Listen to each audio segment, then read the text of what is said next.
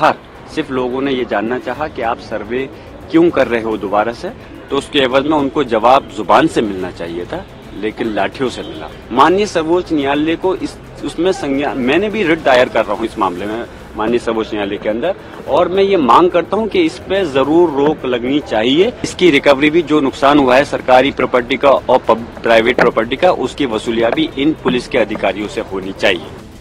संभल हिंसा को लेकर एक तरफ जहां सियासी हलचल तेज हो चली है, तो वहीं पुलिस भी एक्शन मोड में आ गई है। पुलिस एक तरफ जहां उपद्रवियों को पकड़ने में जुटी है, तो वहीं पुलिस की तरफ से उपद्रवियों के पोस्टर भी जारी किए जा रहे हैं। साथ ही पुलिस ने फोटो जारी करके दंगाइयों की पहचान की अपील भी की है।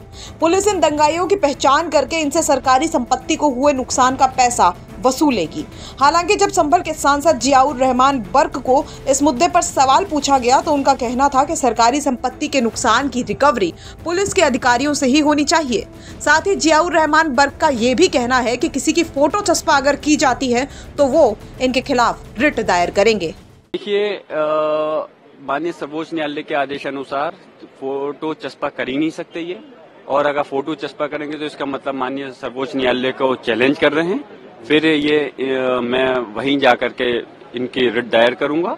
और जहां तक वसूलियाबी की बात है, वसूलियाबी उन लोगों से होनी चाहिए जिन्होंने इस संभल को आग में झोंका है, और संभल में आग में झोंकने का काम सीधा सीधा पुलिस प्रशासन का है। और इस चीज को मैं जो कह रहा हूं वो किसी बुनियाद और आधार पर ही कह रहा हूं, हवा में नहीं कह रहा।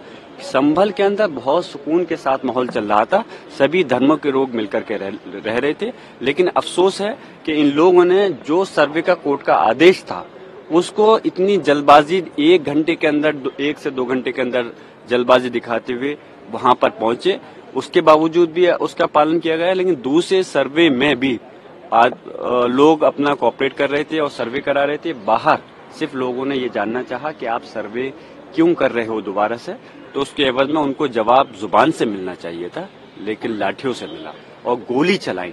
तो मैं यही चाहता हूं कि इस प्रकार की घटनाएं, अब संभल के बाद में ये लोग अजमेर शरीफ पहुंच के कब तक कहां जाकर के रुकेंगी, ये क्या चाहते हैं, ये इस प्रदेश और देश के साथ में क्यों खिलवाड़ कर रहे हैं उसके कानून के साथ। माननीय सर्वोच्च न्यायालय को उसमें संज्ञान, मैंने भी रिट दायर कर रहा हूं इस मामले में माननीय सर्वोच्च न्यायालय के अंदर, और मैं ये मांग करता हूं कि इस पे जरूर रोक लगनी चाहिए, जिससे कि हमारे प्रदेश और देश का माहौल और जो एकता है वो कायम रह सके और इसका विकास हो सके। बर्क साहब, आप कह रहे हैं कि सुप्रीम कोर्ट का आदेश का उल्लंघन होगा।